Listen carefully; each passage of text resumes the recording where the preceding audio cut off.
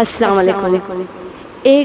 صرف ایک بار میرے آقا صلی اللہ علیہ وسلم کی شاب ابی طالب کی تنگ اور دشوار گزار گھاٹی کے 3 سال ضرور یاد کر لیجئے گا، جہاں میرے آقا صلی اللہ علیہ وسلم نے اپنے خاندان کے ساتھ سخت ترین سال گزارے۔ ان میں شیرخوار بچے بھی تھے، عورتیں بھی اور بزرگ بھی، بھوک بھی تھی، افلاس بھی اور سماجی ترک تعلق بھی۔ عورتیں اور بچے جب بھوک یا گرمی سے روتے، کفار مکہ کہاں لگاتے۔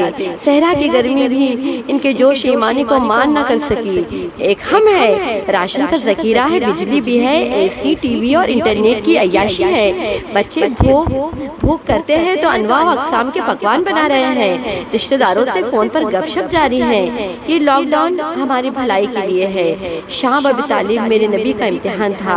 یہاں صرف غیر ضروری نکلنا منع ہے۔ شام ابی طالب مکمل محاصرہ تھا۔ اس سے بھی صبر نہ آئے تو کربلا کو یاد کر لیجئے۔ کیسے کفیوں نے دھوکہ دے کر بلایا اور پانی بند کر دیا۔ کس طرح 40 دن کے محاصرے پر بھی صبر کا دامن ہاتھ سے نہ چھوٹا۔ ننھے اصغر کے حلق سے جب نیزہ اترا ہوں گا تو امام حسین پر کیا گزری ہوں گی۔ یہ لاک ڈاؤن ہماری بقا ہے۔ کربلا دین اسلام کی بقا تھا۔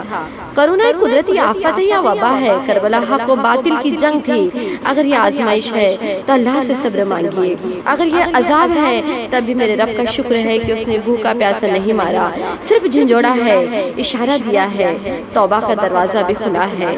کثرت سے توبہ استغفار کیجئے اور اپنے گھر پر رہیے جب تک یہ وبا ختم نہیں ہو جاتی۔